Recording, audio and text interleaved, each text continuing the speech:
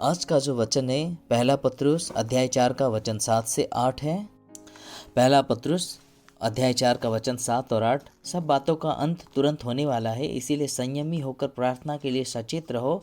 सब में श्रेष्ठ बात यह है कि एक दूसरे से अधिक प्रेम रखो, क्योंकि प्रेम अनेक पापों को ढांक देता है।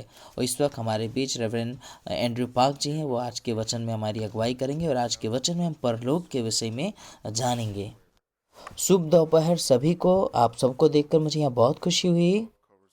क्या आप विश्वास कर सकते हैं आज हम दिसंबर के पहले सप्ताह में हैं और वर्ष कितनी जल्दी शुरू हुआ था और जल्दी ही ख़त्म हो गया। आप यहाँ देख रहे हैं क्रिसमस ट्री को, और मैं सभी माइकल लोगों के लिए धन्यवाद देता हूँ जिन्होंने कल काफ़ी मेहनत की है।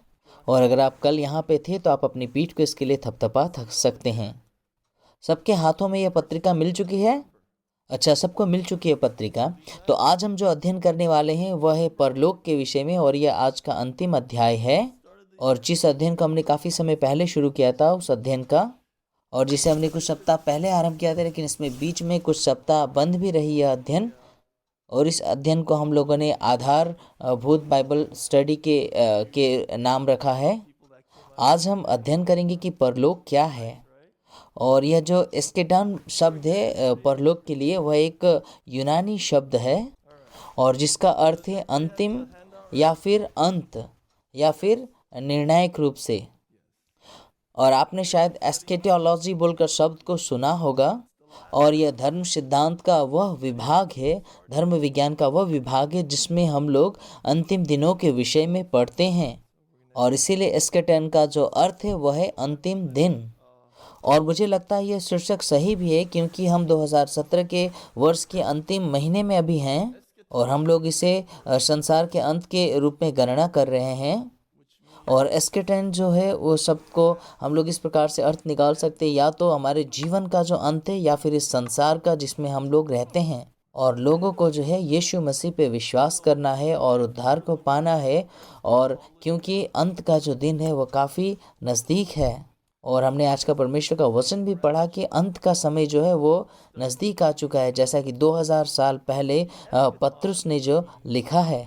और इसका अर्थ यह हुआ कि अब तो यह और भी नज़दीक है। और अंतिम दिनों को इस प्रकार से दो भागों में बांटकर देखा जा सकता है। पहला है व्यक्तिगत अंत, जैसे हम सभी का अपना एक अंत है, यानी जब हम मरेंगे। और दूसरा जो इसका भाग है उसे हम लोग ऐतिहासिक या फिर सांसारिक अंत कह सकते हैं। और जैसा कि बाइबल हमें सिखाती है कि संसार का एक दिन अंत हो जाएगा, क्योंकि संसार का जो है वह उत्पत्ति है, जैसा कि उत्पत्ति किताब अध्याय 1 का वचन 1 कहता है। और यह बताती है कि आदि में परमेश्वर ने आकाश और पृथ्वी की सृष्टि की। और इसका अर्थ यह होगा जिसकी शुरुआत है उसका अंत अवश्य ही है। और अगर आप प्रकाशित वाक्य की किताब अध्याय 21 में जाते हैं तो उसमें यह बताती है कि जो पुराना जो संसार है, पुरानी जो दुनिया है, वो समाप्त हो गया है और नया संसार और नई पृथ्वी आ गया है, शुरू हो गया है। और जैसा कि हम जानते हैं संसार एक दिन नाश हो जाएगा और एक नए आकाश और नई पृथ्वी की सृष्टि होगी। और चाहे हमारा व्यक्तिगत अंत हो या संसार का अंत, हमें इसके लिए तैयार रहना है। और आज सुबह मैंने सर्दी के विषय में बताया कि हम सर्दी के लिए जो है तैयारी करते हैं। और प्रेरित पौलुस अपने चेले तिमोथी को लिखते हैं कि अपने हर एक संभव प्रयास करो जो सर्दी के जाड़े के लिए। तो आपको क्या लगता है कि यह बाइबल में व्यर्थ में दिया हुआ है? और प्रेरित पौलुस कहता है कि सर्दी के शुरू होने के पहले आप आ जाओ, क्योंकि उस समय ठंड शुरू होगी और आप यात्रा नहीं कर पाओगे। परंतु इसके अलावा इसका एक दूसरा अर्थ भी है। और हमारा एक आत्मिक जाड़ा का भी, सर्दी का भी समय है जिसमें हम काम नहीं कर सकते हैं, खेती और अन्य काम नहीं कर सकते हैं। और हमें इस सर्दी में आराम करना होता है और हमें इसके लिए तैयार रहना होता है। और हम सर्दी के लिए कैसी तैयारी करते हैं? हम भोजन को इकट्ठा करते हैं और हम अपने जाड़े के सर्दी के कपड़ों को निकालते हैं और अपने घरों को तैयार करते हैं ताकि यह अच्छे से गर्म हो सके। और आत्मिक सर्दी वह समय है जब हमारा जो पश्चाताप करने का जो मौका है वह जो है उसे बंद कर दिया जाएगा, रोक दिया जाएगा। क्या आप लोगों ने ऐसा कभी सोचा है कि एक समय ऐसा आएगा जब आप पश्चाताप नहीं कर पाएंगे? मगर आप सोचते होंगे कोई बात नहीं, मैं एक दूसरे दिन या कल पश्चाताप करूंगा और मैं दूसरे सप्ताह में पश्चाताप करूंगा, मेरे पास बहुत समय, मैं अभी काफ़ी जवान हूँ। और आप सोचते हैं मैं कभी भी पश्चाताप कर सकता, लेकिन आप क्या जानते हैं परमेश्वर आपका जीवन आज रात्रि को ही ले सकता है। और इसीलिए हमें हर एक दिन पश्चाताप करना है, हर एक वक्त पश्चाताप करते रहना है। और बाइबल स्पष्ट बताती है कि एक समय ऐसा आएगा कि आप पश्चाताप नहीं कर पाएंगे, आप चाहेंगे तो भी पश्चाताप नहीं कर पाएंगे। क्योंकि जब न्याय का दिन आएगा तो आप उस न्याय के दिन को देखकर नहीं कह सकते कि हाँ, मुझे न्याय के विषय में नहीं पता था, लेकिन अब न्याय आ गया इसीलिए मैं पश्चाताप करना चाहता हूँ। और आप ऐसा नहीं कर पाएंगे क्योंकि न्याय शुरू हो चुका है और आपने अपनी मौके को खो दिया है। और सर्दी का समय वो समय होता है जब कहीं भोजन नहीं होता है, जैसा कि आमोस की किताब 8 अध्याय का वचन 11 बताता है। और ये बताती है कि एक ऐसा समय आएगा जब अकाल होगा, खाने पीने का अकाल नहीं परंतु परमेश्वर के वचन का अकाल। यानी वो समय ऐसा होगा भूख प्यास भोजन का नहीं परंतु परमेश्वर के वचन का। और आप परमेश्वर के वचन को ढूंढेंगे मगर नहीं पाएंगे। आप परमेश्वर के वचन को सुनना चाहेंगे लेकिन आप उसे नहीं पाएंगे, क्योंकि ऐसे बहुत सारे वचन हैं जिसके आधार पे आप कहते हैं कि आज मैंने पश्चाताप का मौका खो दिया तो नेक्स्ट अगले सप्ताह में करूँगा, अगले सप्ताह मिस कर दिया तो उसके बाद वाले सप्ताह में पश्चाताप करूँगा। क्योंकि पास्टर एंड्रयू जो है वो हमेशा उपस्थित अवेलेबल रहेंगे, उपस्थित रहेंगे। और मैं नहीं जानता कि मैं होऊंगा कि नहीं, हो सकता मैं रहूं, हो सकता है चर्च ना रहे, क्योंकि बाइबल स्पष्ट रीति से बताती है कि वचन का अकाल पड़ेगा, परमेश्वर के वचन का अकाल। और आप इसके लिए कैसे तैयारी करते हैं? भोजन को इकट्ठा करते हैं, सही है। और इसीलिए आप सबको अंत के दिनों की तैयारी करनी चाहिए, हम सभी को अंत के दिनों की तैयारी करनी चाहिए। और इसीलिए हम अंत के दिनों का अध्ययन कर रहे हैं। और हम इस प्रकार देखते हैं दो प्रकार का अंत है, एक है व्यक्तिगत अंत और दूसरा ऐतिहासिक या संसार का अंत। और जो परमेश्वर के उद्धार पाए हुए जो संत है वह न केवल विश्वास करते हैं अंत के दिनों में बल्कि इस बात पे भी विश्वास करते हैं कि उन्हें आने वाले अंत के दिनों के लिए तैयारी करनी है। तो आइए हम देखते हैं किस प्रकार से व्यक्तिगत अंत होगा और ऐतिहासिक अंत होगा। तो आइए हम देखते हैं कि व्यक्तिगत अंत किस प्रकार से होगा। और व्यक्तिगत अंत क्या है? मृत्यु। अंत या मृत्यु के पश्चात का जो समय है वो जो है व्यक्तिगत अंत होगा। तो हम में से हर एक कोई जो है अपने अंत को सामना करना पड़ेगा और वो अंत होगा हमारी मृत्यु। और यह मृत्यु क्या है? मृत्यु है आत्मा का शरीर से अलग होना। और हम लोगों ने अध्ययन किया पहले कि हमारा जो शरीर है वो शरीर आत्मा और प्राण से बना है। कई बार हम प्राण और आत्मा को एक साथ मिला करके आत्मा कह देते हैं। और अगर आप इसके विषय में गहन रूप से जानना चाहते हैं तो आपको मैं बता दूं, हम 3 प्रकार से हमारा शरीर बना है, आत्मा, शरीर और प्राण। और मृत्यु जो है वो यह है कि हमारा जो आत्मा है वो शरीर से अलग हो जाता है और हमारा जो शरीर है वो पृथ्वी पर भूमि पर मिट्टी पर वापस लौट आता है, उसे जब जमीन में गाड़ा जाता है। और जो उद्धार पाए हुए आत्माएं हैं, यानी अगर आपने यीशु को ग्रहण किया है जब आप जीवित थे, तब आपकी जो आत्मा है वो तुरंत ही स्वर्ग चली जाएगी। और अगर आपने यीशु को मसीह के रूप में ग्रहण नहीं किया है तो आपकी जो आत्मा है वो सीधे नर्क में चली जाएगी। और कई लोग सोचते हैं कि आत्माएं जो है वो आकाश में और अंतरिक्ष में घूमती और भटकती रहती है मृत्यु के बाद, परंतु वास्तव में यह सत्य नहीं है। परंतु वास्तविकता तो यह है कि मृत्यु के बाद जो आत्मा है या तो स्वर्ग या तो नर्क तुरंत ही जाती है और वह वहां पर अंतिम न्याय का इंतजार करती है। एक बात है जिसको मैं आपको वर्णन करके बताना चाहता हूँ। हमारी जो आत्मा स्वर्ग में जाती है वो अपने जो अंतिम पड़ाव या अंतिम स्थिति में नहीं होती है, क्योंकि परमेश्वर क्या चाहता है? परमेश्वर चाहता है हमारी आत्मा, शरीर और प्राण तीनों, क्योंकि परमेश्वर आत्मा के साथ शरीर को भी चाहता है स्वर्ग में। और यीशु जो है वो स्वर्ग में कैसे गए? सिर्फ आत्मा में या शरीर समेत? और यीशु का पुनरुत्थान हुआ था, सही है ना। और यीशु जब पुनरुत्थित हुए थे, यीशु की मृत्यु के बाद जब वो पुनरुत्थित हुए थे तो वो अपनी जो है आत्मिक शरीर, प्राण और आत्मा के साथ स्वर्ग में गए थे। और यही तो परमेश्वर चाहता है, हमारा आत्मिक आत्मा, प्राण और शरीर एक साथ। और ये सारी बातें तब होगी अंत के समय में जब यीशु का आगमन होगा। और तब तक के लिए हमारा शरीर, आत्मा, प्राण जो है वो अलग होगा। हमारी जो बॉडी है उसे धरती में गाड़ा जाएगा और हमारा जो आत्मा है वो स्वर्ग में उठाया जाएगा। और इसे मध्यवर्ती अवस्था कहते हैं। और यह वहाँ पर प्रतीक्षा करती है अंतिम न्याय के लिए और यीशु के आगमन के समय होगा। और यह प्रतीक्षा करती है जो वो पुनरुत्थान के लिए, जिसमें हमारा शरीर और आत्मा एक साथ दोबारा आएंगे और उसमें ऐसा होगा कि जो यीशु के द्वारा यीशु को ग्रहण किया और उद्धार पाए हुए वे लोग अनंत काल के लिए परमेश्वर के साथ स्वर्ग में रहेंगे। और एक बात के विषय में आपको बताना चाहता हूँ, जैसा कि रोमन कैथोलिक चर्च जो बताती किस प्रकार से नहीं होता है, जिसे पर्गेटरी या फिर शुद्धि का स्थान कहते हैं। पर्गेटरी जो कि एक प्रतीक्षा करने का स्थान है, यह ना तो स्वर्ग है ना ही नरक है, और एक ऐसा मध्यवर्ती स्थान है जहाँ पे जो मृत आत्माएं हैं विश्वासियों की, वो वहाँ पे, और वे वहाँ पे स्वर्ग जाने के लिए उन लोगों को अत्यधिक प्रार्थना करना है और उन्हें अत्यधिक भले कामों को करना है और उन्हें अत्यधिक भेंट चढ़ाना है। और वे लोग तो ऐसा नहीं कर पाते वहाँ पे, लेकिन उनके परिवार उनके लिए वैसा करें। और ये बातें वे रोमन कैथोलिक लोग सिखाते हैं। और उनके जो परिवार है, मृत आत्माओं के परिवार, वे लोग उन्हें अत्यधिक प्रार्थना करते उस आत्मा के लिए, ताकि वो जो मृत आत्मा है वो स्वर्ग जा सके। लेकिन बाइबल स्पष्ट रूप से बताती है कि वास्तव में ऐसा कुछ भी नहीं है। परंतु बाइबल स्पष्ट रीति से बताती है कि जब एक व्यक्ति की मृत्यु होती है तो उसकी आत्मा तुरंत ही या तो स्वर्ग या नरक में चली जाती है, और वह किसी प्रकार की कोई बीच मध्यवर्ती स्थान पे नहीं रहती। और जैसा कि लूका की किताब अध्याय 16 का वचन 22 से 26 में बताया गया है, इसमें एक नीति कथा के विषय में बताया गया है, जो कि गरीब लाजरस या उस भिखारी और धनी व्यक्ति के विषय में है।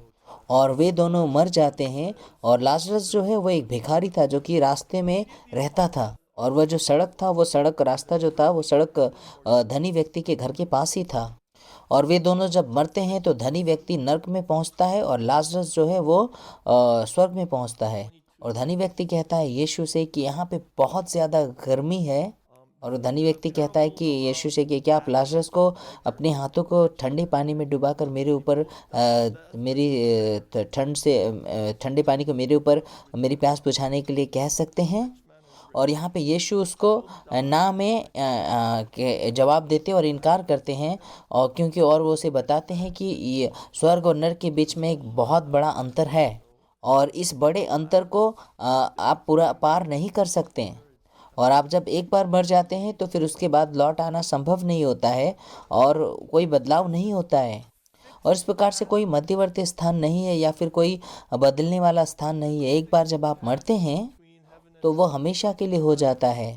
और इसीलिए जब आप इस संसार में होते हो तो आपके पास सिर्फ एक मौका होता है कि आप पश्चाताप करें, और और और और हम इसे पृथ्वी में रहते हुए, संसार में रहते हुए ही कर सकते हैं। और आप ऐसा नहीं कर सकते कि मैं कल पश्चाताप करूंगा, क्योंकि आप नहीं जानते कल क्या होएगा।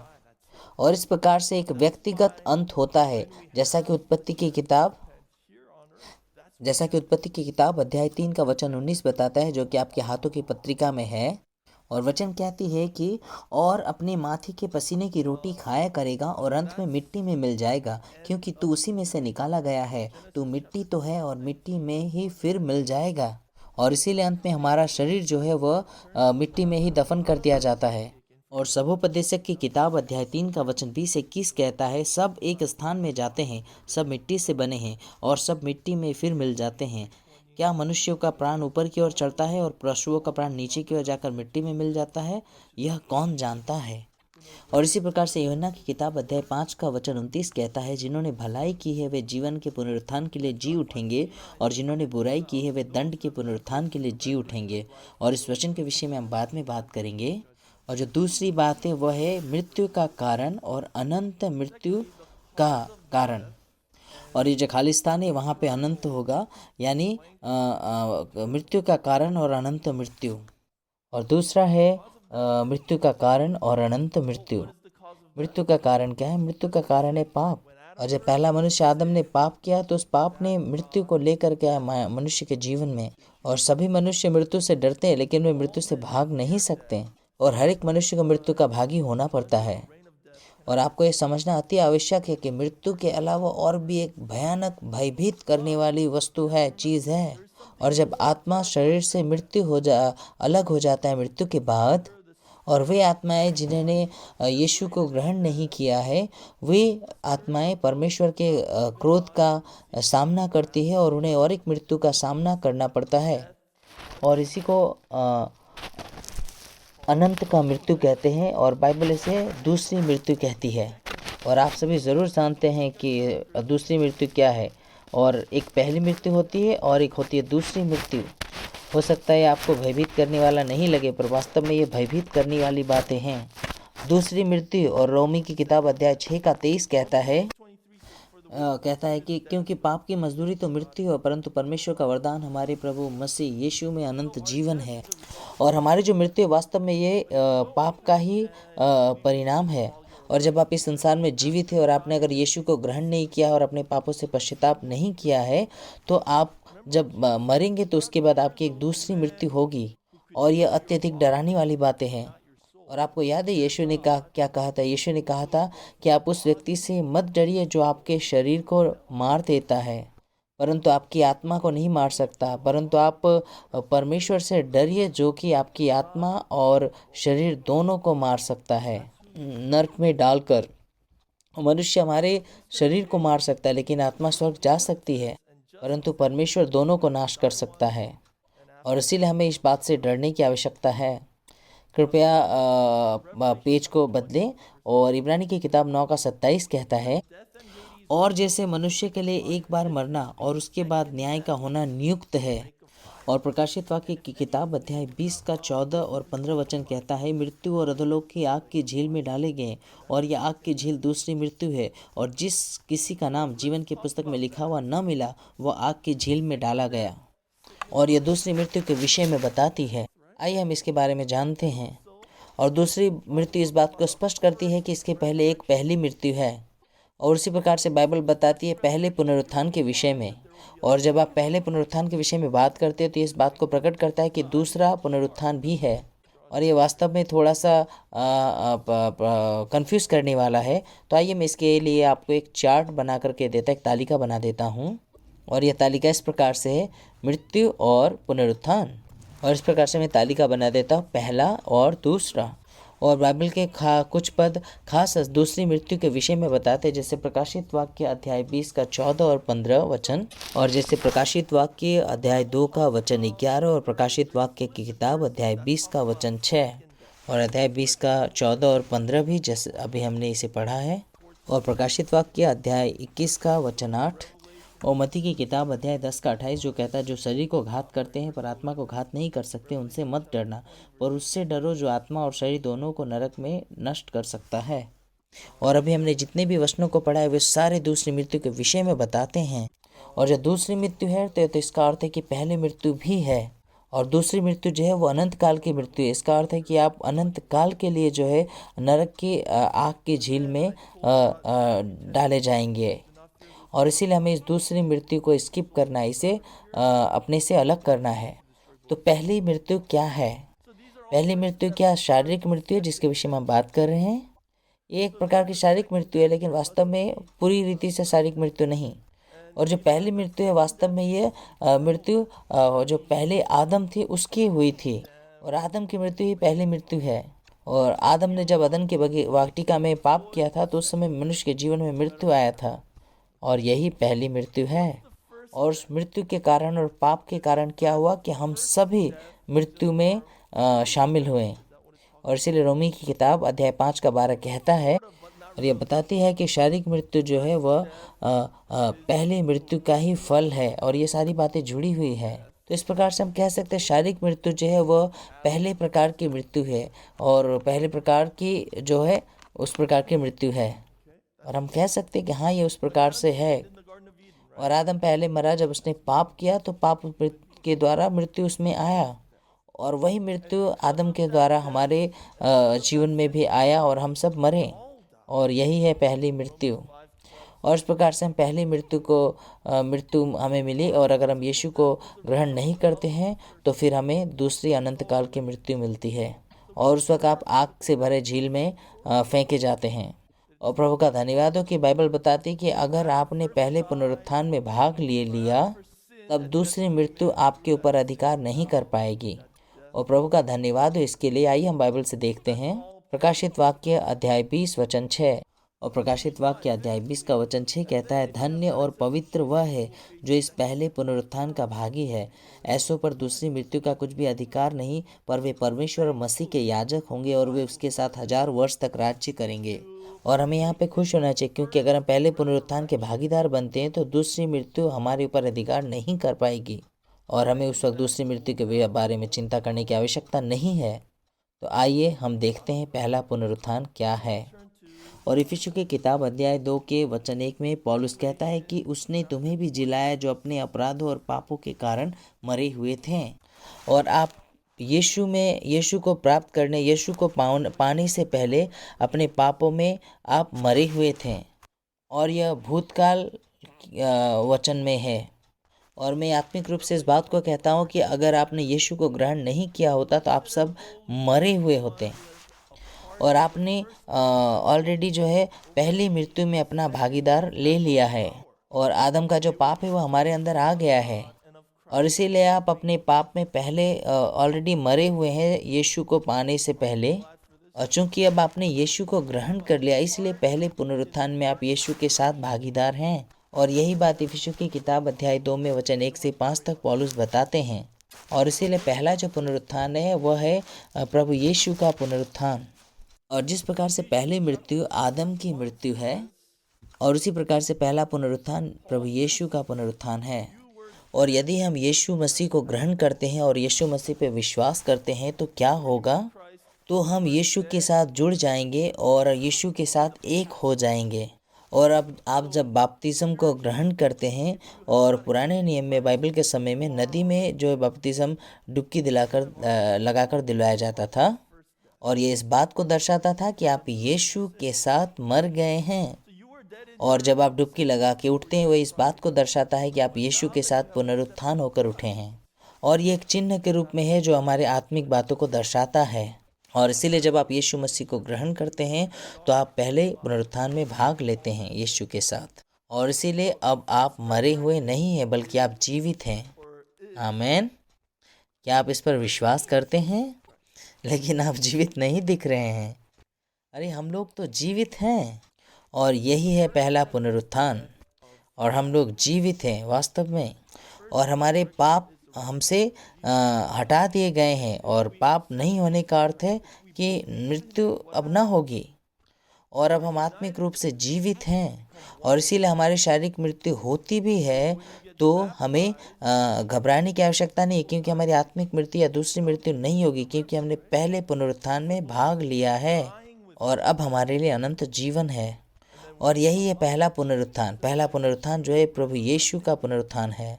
और जब हम यीशु पे विश्वास करते हैं तो हम यीशु के साथ जुड़ करके एक हो जाते हैं, और हम उसके पुनरुत्थान में सहभागी होते हैं। और इसीलिए आज हम आत्मिक रूप से जीवित हैं। और इसीलिए पौलुस कहता है कि तुम अपने पाप में मरे हुए थे, परंतु आज आप जीवित हो। और इसका अर्थ है कि हम आज आत्मिक रूप में जीवित हैं। और जब पहली पुनरुत्थान है तो इसका अर्थ ये अवश्य है कि दूसरी पुनरुत्थान भी है। और बाइबल खास रूप से दूसरे पुनरुत्थान के विषय में नहीं बताती है, मगर अगर दूसरा पुनरुत्थान नहीं होता तो बाइबल शायद पहले पुनरुत्थान कहकर नहीं कहती, केवल पुनरुत्थान कहती। और इस प्रकार से हम समझ सकते हैं कि बाइबल दूसरे पुनरुत्थान के विषय में भी कहती है। तो आइए हम देखते हैं दूसरा पुनरुत्थान क्या है। और दूसरे पुनरुत्थान को जो है वो साधारण पुनरुत्थान भी कहते हैं, जो अंत के दिनों में होगा। और जब अंत के दिनों में यीशु का आगमन होगा तो हर कोई पुनरुत्थित होगा, चाहे विश्वासी हो या अविश्वासी। हर कोई भी नहीं छूटेगा, हर कोई पुनरुत्थित होगा। और जब यीशु का आगमन होगा, और हमने इसे पढ़ा है, सही है ना? आप अपने जो हैंडबुक है उसके फर्स्ट पेज में आप जाइए, वहाँ 1 नंबर में है यूहन्ना की किताब अध्याय 5 का 29 वचन। और यूहन्ना अध्याय 5 का वचन 29 कहता है, जिन्होंने भलाई की है वे जीवन के पुनरुत्थान के लिए जी उठेंगे, और जिन्होंने बुराई की है वे दंड के पुनरुत्थान के लिए जी उठेंगे।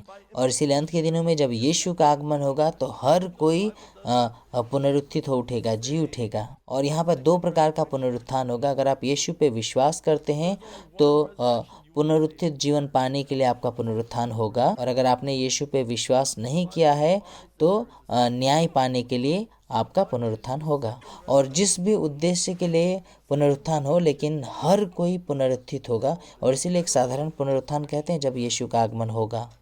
और इसीलिए दूसरा पुनरुत्थान इसे कहते हैं। आप अपने बाइबल को पलट के देख सकते हैं। पहला थिस्सलुनीयों अध्याय 4 का वचन 16-17 ये प्रभु यीशु के दूसरे आगमन के विषय में बताती है। तो हम देखते हैं पहला थिस्सलुनीयों अध्याय 4 का वचन 16-17 कहता है, क्योंकि प्रभु आप ही स्वर्ग से उतरेगा, उस समय ललकार और प्रधान दूत का शब्द सुनाई देगा और परमेश्वर की तुरही फूकी जाएगी, और जो मसीह में मरे हैं वे पहले जी उठेंगे। तब हम जो जीवित और बचे रहेंगे उनके साथ बादलों पर उठा लिए जाएंगे कि हवा में प्रभु से मिले, और इस रीति से हम सदा प्रभु के साथ रहेंगे। और यह दूसरा पुनरुत्थान होगा जब यीशु का आगमन होगा। और यीशु पे विश्वास करने वाले वे लोग जो यीशु के आगमन के पहले ही मारे जाएंगे, यानी वे लोग जो मृत्यु के द्वारा शरीर और आत्मा से अलग हुए हैं, यानी शरीर जो है ज़मीन पे दफन किया हुआ है और आत्मा स्वर्ग में है, वे लोग। और जब यीशु का आगमन होगा तो हमारा वह शरीर जो है वो पुनरुत्थित होगा और आत्मा के साथ जो एकाकार हो जाएगा और एक आत्मिक शरीर में परिवर्तित हो जाएगा, जैसा कि यीशु मसीह हो गए थे। और वे यीशु के साथ बातों पे मिलेंगे, हवाओं में मिलेंगे, और वे अनंत काल के लिए प्रभु के साथ रहेंगे। और अगर आपने यीशु को ग्रहण नहीं किया है तो क्या होगा कि आपकी जो आत्मा है वो नरक में है और आपका जो शरीर है वो भूमि के अंदर है, और वो शरीर आपका पुनरुत्थित होगा। और वो शरीर पुनरुत्थित होकर जो नरक में जो शरीर है, आत्मा है, उसके साथ मिलेगा, और इसके बाद वे आग के झील में डाल दिए जाएंगे दूसरी मृत्यु के लिए। और यह बहुत डरावना है। और दूसरी मृत्यु का अर्थ ये नहीं कि आप जो है वो बेहोशी की अवस्था में रहेंगे, और दूसरी मृत्यु का अर्थ है अनंत काल का दंड, यानी आप अनंत काल के लिए दंडित किए जाएंगे। और इसीलिए अत्यंत डरने की आवश्यकता है, क्योंकि जब आप मरते हैं तो आप किसी प्रकार का कोई अनुभव नहीं करते, और इसीलिए इन सब बातों की आप चिंता नहीं करते। लेकिन बाइबल स्पष्ट रूप से बताती है कि आप अनंत काल के लिए दंडित किए जाएंगे, हमेशा हमेशा के लिए। और इसीलिए जब दूसरा पुनरुत्थान आएगा तो हमें जीवन के लिए पुनरुत्थित होना है, ताकि हम यीशु के साथ जो स्वर्ग में हमेशा हमेशा के लिए रह सके। और इस प्रकार से दो मृत्यु और दो पुनरुत्थान है, और यही बाइबल सिखाती है। और ये इस प्रकार से ये सारी बातें होंगी जब हम मरेंगे। आइए हम लोग अपने उस पत्रिका में दूसरे पेज पर चलते हैं, और इसका शीर्षक है अनंत जीवन की आशीषें। अनंत जीवन की आशीषें। और इस प्रकार से दूसरी मृत्यु है जिसे हम लोग सेकंड डेथ भी कहते हैं। परंतु जिन लोगों ने यीशु पे विश्वास किया है उन्हें अनंत जीवन मिलेगा। और यहाँ पे जो खाली स्थान है वहाँ पे आप अनंत लिख सकते हैं। अनंत जीवन की आशीषें। और मनुष्य के मृत्यु के आतंक से निकलना चाहिए जो कि उसने पाप के द्वारा प्राप्त किया है, और उसे वो अनंत जीवन के आशीषों को प्राप्त करना चाहिए। और जब कोई यीशु पे विश्वास करेगा तो उसका नाम जो है अनंत जीवन की किताब में लिखा जाएगा, और वह मृत्यु के जीवन को से बचकर, और उसे दूसरी मृत्यु से भी वह बचेगा, और उसे अनंत जीवन की आशीषें मिलेंगी। और इसीलिए यूहन्ना की किताब अध्याय 5 का वचन 24 कहता है, और वचन कहता है कि मैं तुमसे सच सच कहता हूँ, जो मेरा वचन सुनकर मेरे भेजने वाले पर विश्वास करता है अनंत जीवन उसका है, और उस पर दंड की आज्ञा नहीं होती, परंतु वह मृत्यु से पार होकर जीवन में प्रवेश कर चुका है। और जिस क्षण आप यीशु मसीह को अपना जीवन का उद्धारकर्ता मानकर उसे ग्रहण करते हैं, तो उसी दौरान ही आप जो है वह मृत्यु को हराकर, मृत्यु को से जीतकर आप जीवन में प्रवेश कर जाते हैं। और इसीलिए अंत के समय में आपको न्याय के सिंहासन में खड़ा होना नहीं पड़ेगा, और हमें इसके लिए अत्यंत धन्यवादी होना चाहिए। और आइए अब हम देखते हैं पॉइंट नंबर 2, ऐतिहासिक अंत या फिर यूनिवर्सल अंत, सांसारिक जगत का अंत। ऐतिहासिक अंत क्या है? और ये इस प्रकार का विषय जिसे हम 1 घंटे में अध्ययन नहीं कर सकते, तो हम इसे संक्षेप में देखेंगे। ऐतिहासिक अंत या जगत का अंत जो है वह यीशु के दूसरे आगमन पर होगा। और दूसरे आगमन का अर्थ है यीशु का पुनरागमन या यीशु का वापस लौट आने का समय। और यीशु मसीह सर्वप्रथम इज़राइल की भूमि पर आए थे 2000 साल पहले, और वह आए थे मनुष्य जाति के लिए उद्धार का रास्ता खोलने के लिए क्रूस के द्वारा। और अंत के दिनों में यीशु का आगमन होगा उन सारे बातों और कार्यों के लिए, कार्यों का न्याय करने के लिए जो संसार पर हुए हैं या संसार में हुए हैं। और इसीलिए लोगों को बाइबल के आधार पर जीना चाहिए और बाइबल के विषय में जो बताते उसके लिए सावधान रहना चाहिए और उसकी तैयारियां करनी चाहिए, ताकि प्रभु यीशु के आगमन को वो अच्छे से प्राप्त कर सके। यीशु पहले इस संसार में क्यों आए थे? यीशु पहले इस संसार में आए थे क्रूस पे मरकर हमें उद्धार दिलाने के लिए और हमें अपने पापों से, अर्थात यीशु पहले उद्धार के लिए आए थे। और इसीलिए यीशु अब दूसरी बार किस लिए आ रहे हैं? और यीशु का जो दूसरा आगमन है वह न्याय के लिए होगा। और यीशु दोबारा जब आएंगे तो वो न्याय के लिए आएंगे, वो दोबारा उस क्रूस पे बलिदान होने के लिए नहीं आ रहे हैं, और वह तो न्याय के लिए आ रहे हैं। और उन्होंने उद्धार का मार्ग पहले ही तैयार कर दिया है जब वो 2000 साल पहले इस धरती पर आए थे। और उनका दोबारा आगमन न्याय के लिए होगा। और इसके लिए बहुत सारे बाइबल के वचन हैं, जैसे मत्ती की किताब अध्याय 24 का 31 वचन, दूसरा थिस्सलुनीक की किताब अध्याय 1 का वचन 7 और प्रकाशित वाक्य अध्याय 22 का वचन 20। अब हम दूसरे पेज पे चलते हैं, तीसरे पेज पे। और तीसरे पेज पे यीशु का पुनरागमन क्यों होगा, और इसका जवाब ऑलरेडी दे चुके हैं। और इसका उत्तर यह है कि यीशु जो है हर एक कामों का न्याय करने के लिए आएगा, और उसके बाद यीशु एक नया संसार बनाएगा। और यीशु का जब आगमन होगा तो यह पृथ्वी उसी प्रकार से नहीं रहेगी और ये बदल जाएगा, और एक नए आकाश और एक नई पृथ्वी की सृष्टि होगी। और ये पुराने आकाश और पृथ्वी नए आकाश और पृथ्वी में बदल जाएंगे। और मत्ती की किताब अध्याय 16 का वचन 27 कहता है, मनुष्य का पुत्र अपने स्वर्गदूत के साथ अपने पिता की महिमा में आएगा, और उस समय वह हर एक को उसके कामों के अनुसार प्रतिफल देगा। और यीशु के आगमन पर कोई बातें छिपी नहीं रहेगी, हर एक बातें जो है बाहर निकाली जाएगी।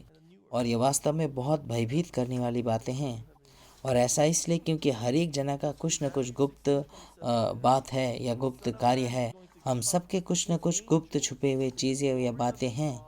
और यीशु के आगमन के समय जो भी छुपे हुए कार्य और बातें सारी बाहर निकल आएंगी। और जब तक हम यीशु को स्वीकार नहीं करते हैं, क्योंकि जब हम यीशु को स्वीकार करते हैं तो उसकी धार्मिकता हमारे पापों को ढक देती है। जैसा कि जब पहली बार बर्फबारी होती है तो सारी चीज़ें सफ़ेद बर्फ़ के चादर तले ढक जाती है और कुछ भी नहीं दिखता है। और उसी प्रकार से सारी चीज़ें हो जाएगी जैसा परमेश्वर का वचन बताता है। और ये परमेश्वर का अनुग्रह है कि हम सबका इस प्रकार से न्याय होगा, और हम परमेश्वर के न्याय के सिंहासन के सामने खड़े होंगे, और हम वहाँ पे पूर्णतया जो है परिवर्तित रहेंगे और ट्रांसपेरेंट रहेंगे, अर्थात कोई भी बातें छुपी न रहेगी, और हम पूर्णतया खुले हुए रहेंगे सारे स्वर्गदूतों के सामने, आकाश और पृथ्वी के समीप।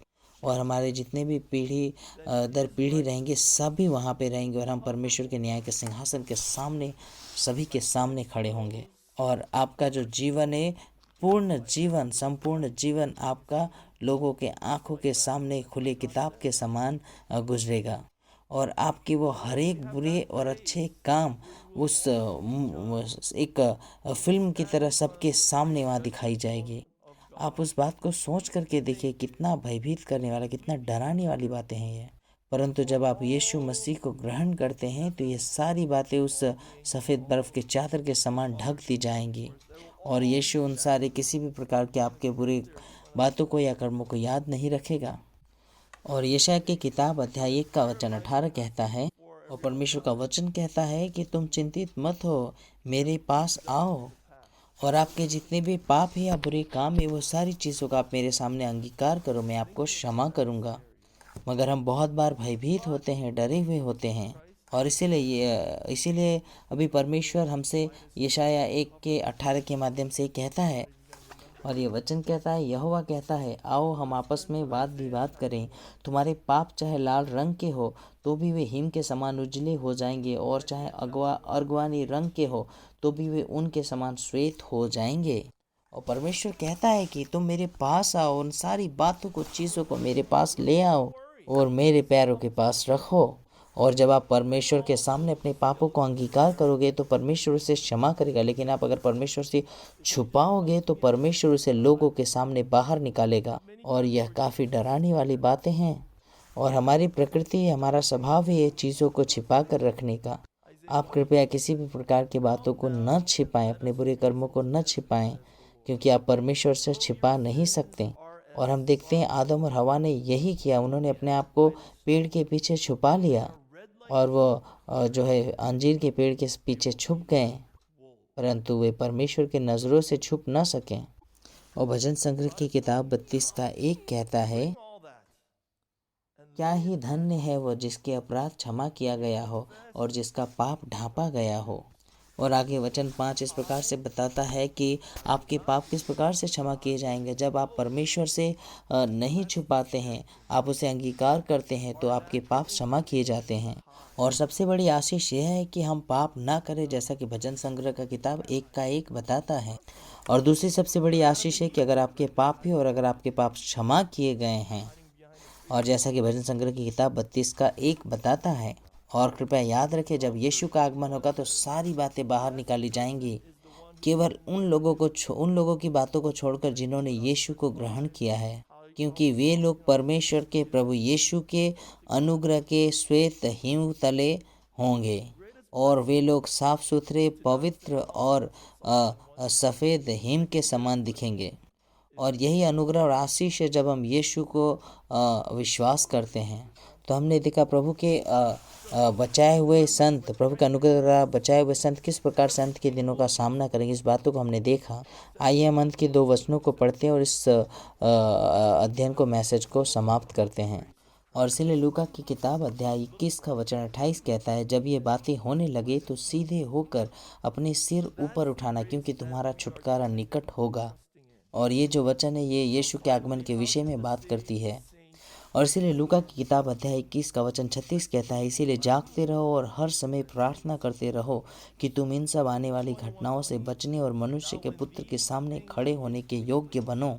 और इसीलिए जब यीशु का आगमन होगा तो हम यीशु के सामने आप खड़े रह सको, न्याय के लिए नहीं बल्कि उसके अनुग्रह के लिए। तो आइए और हम एक और वचन को पढ़ते हैं लूका 21 के 36 के पहले, क्योंकि हमें बताती है कि कुछ और बातें हैं जो हमें इस चीज़ को करने से रोकती है। लूका की किताब अध्याय 21 का 36 वचन, हमने 36 को पढ़ा है, आइए हम 34 को पढ़ते हैं। और वचन 34 कहता है, इसीलिए सावधान रहो, ऐसा न हो कि तुम्हारे मन खुमार और मतवालेपन और इस जीवन की चिंताओं से सुस्त हो जाएं और वह दिन तुम पर फंदे के समान अचानक आ पड़े, और क्योंकि वह सारी पृथ्वी के सब रहने वालों पर इसी प्रकार आ पड़ेगा। और इस प्रकार से यह वचन यीशु के आगमन के विषय में बताती है। और इसीलिए सावधान रहो कि ऐसा न हो कि तुम्हारे मन खुमार और मतवालेपन और इस जीवन की चिंताओं से सुस्त हो जाए। और यहाँ पर जो मन का खुमार, मतवालेपन और जीवन की चिंता जो बताती है, वो हमारे प्रतिदिन के दैनिक जो है रूटीन है उसके विषय में बताती है। और वे सारी चीज़ें जो आप दैनिक जीवन में करते हैं, आप सुबह उठते हैं, अपने ड्यूटी पे जाते हैं, बच्चों को देखते हैं, परिवार को पालते हैं, बच्चों को स्कूल छोड़ते हैं, और आप इन सब 12 चीज़ों के बारे में भी चिंतित रहते हैं कि आज मुझे अपने काम पे जाना है, कल काम पे जाना है, और वही सारे काम, इन सारी बातों को लेकर। और इस तरह की चिंता हमें रहती है कि हम बच्चों का बिल जमा करना है, अपने काम पे जाना है, सारी बातों को संभालना है और किस प्रकार से हम करेंगे। और ये सारी चिंताएं हैं जो आपको परमेश्वर के पुत्र के सामने खड़ा होने से रोकती है। और आप सोच कर देखिए, आपका जीवन इस प्रकार के रास्तों में पड़ा हुआ है और आप क्यों इस संसार में जी रहे हैं। सोचिए, इसे ध्यान दीजिए, क्योंकि आप अपनी ज़िंदगी में जो है उस रास्ते पे जहाँ से आप अनंत जीवन को पा सकते हैं। और आप इन सारी चीज़ों से बचें। और इसीलिए बाइबल बताती है कि आप प्रार्थना करें ताकि आप परीक्षा में न पड़े और अपने अंदर वो ताकत को समेट सके, ताकि आप इन सारी बातों से छुटकारा पा सकें, क्योंकि ये सारी घटनाएं घटित होने वाली है और आपको परमेश्वर के पुत्र के सामने खड़ा होना है।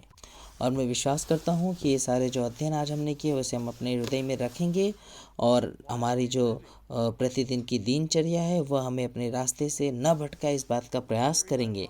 और क्योंकि ये बातें जो है हमें परमेश्वर के सामने, परमेश्वर के पास जाने से रोकती है और उनके आगमन में हमें खड़ा होने के योग्य नहीं बनने देती। आमीन। आइए अब हम प्रार्थना करते हैं। प्यारे परमेश्वर पिता, हम आपको धन्यवाद देते कि आज आपने हमें मौका दिया आपके इस भवन में आकर के आपके विषय में और भी गहरा अध्ययन करने के लिए। पिता, हम हमेशा अपने दैनिक कार्यों को लेकर ही चिंतित रहते हैं, हमारे परिवार, हमारे काम, हमारे बच्चे इत्यादि। और ये सारी बातें बहुत बार हमें आपसे ज़्यादा दूर लेकर जाती है प्रभु। और पिता आज प्रभु आज के दिन में जब हम आपके पास आते हैं तो पिता तो आप हमें सहायता कीजिए कि हम अपने हृदय को आपके ऊपर केंद्रित कर सके केवल, और हमें सहायता कीजिए पिता कि पूरे सप्ताह हम आपके ऊपर केंद्रित रह कर रख सकें, हालांकि हमारे पास बहुत सारे अन्य काम भी हैं। पिता हमें सहायता कीजिए कि हम अपनी आंखों को आपकी तरफ रखें, आपकी ओर टिकाए रखें, that we may be alert and awake and prepared to receive our returning Lord. ताकि हम सावधान होकर रह सकें और तैयार रह सकें और आपके आगमन को हम ग्रहण कर सकें। और पिता हम आपको धन्यवाद देते हैं आज की संगति के लिए, आज की कलीसिया के लिए, और जितने भी भाई बहन आज यहाँ इकट्ठा हुए उन सभी के लिए। और पिता हमें सहायता कीजिए कि हम एक दूसरे की सहायता कर सकें और हम एक दूसरे को आराम पहुंचा सकें, एक दूसरे के साथ जुड़े सकें जब हम इस संसार में हैं, और हम अपने जीवन को आपके प्रति जवाबदेही बनाने लायक रख सके। प्रभु आप सहायता कीजिए। और पिता हमें पश्चाताप करने का हृदय दीजिए पिता, ताकि हमारे पाप क्षमा हो सके। धन्यवाद देते पिता आपको, और सारी आदर में आपको देते हैं। इस विनती प्रार्थना को यीशु के नाम से मांग लेते हैं, आमीन। आइए हम ताली बजाकर परमेश्वर की महिमा करते हैं।